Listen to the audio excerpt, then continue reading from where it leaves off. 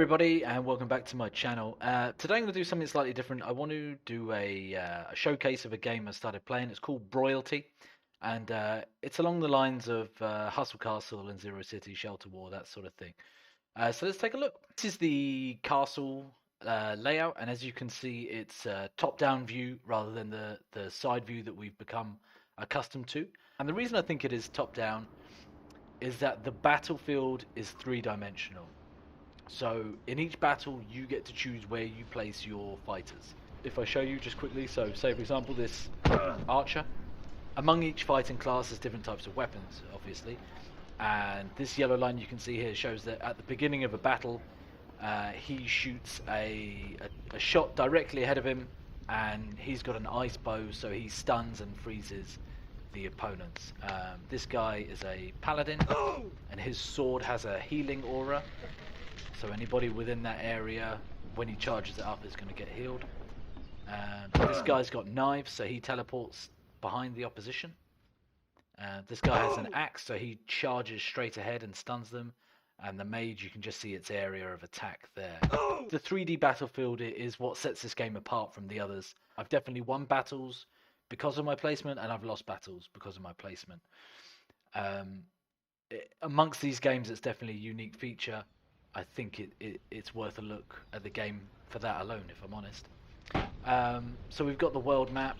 You've got your regular, either the PvP of these little castles, PvE, which is the little sword and shield. The Knights tournament here is like the arena, pretty much the same thing, except at the moment your opponents are controlled by AI. I think they're based on real teams, but yeah, it's definitely AI. Got these weekly chests over here that you can earn. So at the moment I'm throne room level 5, and I can get an epic item, which is pretty good at the moment because there's no orange or legendary or red or ancient or anomalous or anything like that. So epic items are as good as I can get at the moment, so that's pretty good. You can only earn those when you use your tickets. It locks up if you use food. If you get a crate, you can get a ticket from the crate, so that works out well. The Mysterious Tomb doesn't really have much of a comparison. So it's a series of battles, and you don't have to heal your units, you don't have to revive your units. If you win the fight, you move on. If you lose, you can keep replaying it over and over again. So you get 2 runs at that normally, or if you've got premium, you get an extra 3, and you can get this chest as well once you've done 12 battles. The main game mode is this World Devourer, which is kind of like the Railroad and kind of like Bunkers, but it's just you that does it. The food cost escalates, so the first run I did was 2,500 food. This one is now 3,750. I think the next one is like 5,500, then it goes up to 13, and I think it stays at 13 each one after that. You do this to earn eyes. These compasses are an event that's on at the moment, so don't worry too much about those. But yeah, you do it to earn eyes, but you can spend your eyes in the market. Stuff here is pretty good. Like, it's not great.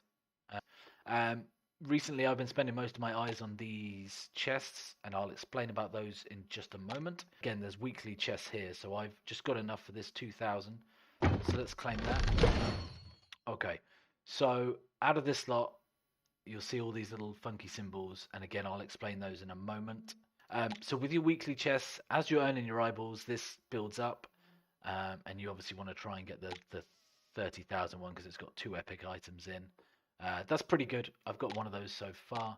What the World Devourer is in itself, so you pick your squad, confirm, and then you get this sort of like a board, if you like, and you make your way from left to right, and you don't have to do every single one of these battles. You choose, so I can do either this one or this one, yeah, and then you fight this boss, and this resets, and you do this three times, and that's 1 run. It kind of sounds really grindy, but honestly it's not. What I want to touch on very, very quickly, if you've played Hustle Castle Zero City, you'll be aware of the anomalous and ancient sets that you can build when you get to Throne Room or CC 11.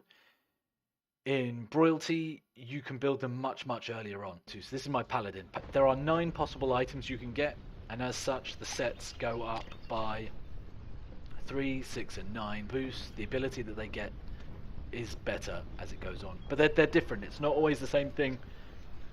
increasing. All the things you get from the World Devourer, they go into those sets for crafting. So make sure that you're always spending as much food as possible as you can on the World Devourer to get your sets up.